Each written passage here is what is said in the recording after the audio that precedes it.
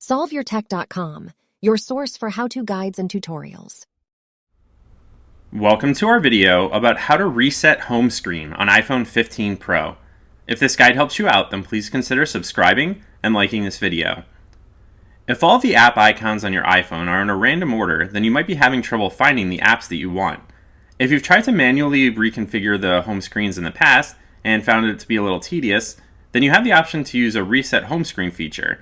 When you do this, it's going to put all of the default apps in order on the home screen first, and then it's going to include the third-party apps that you've installed from the App Store after those default apps and in alphabetical order. So if you'd like to reset the home screen, then you can just select the settings option. You can then scroll down and choose the general option from this menu, and then you can scroll to the bottom of this screen and select transfer or reset iPhone. That's going to bring you to a page that looks like this, where you're going to choose the reset option at the bottom of the screen. That's going to display a number of different options for resetting things on your phone, but the one that we want is reset home screen layout. So now you're just going to tap this, and then you're going to see that this will reset your home screen layout to factory defaults.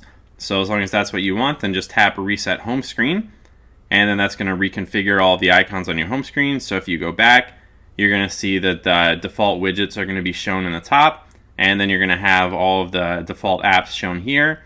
And then after the default apps, you're going to see an alphabetical listing of the apps that you've installed from the App Store. Make sure to like this video and subscribe to our channel to see more tech guides like this one. For additional information on this topic and to read the entire article, click the link in the description to visit solveyourtech.com.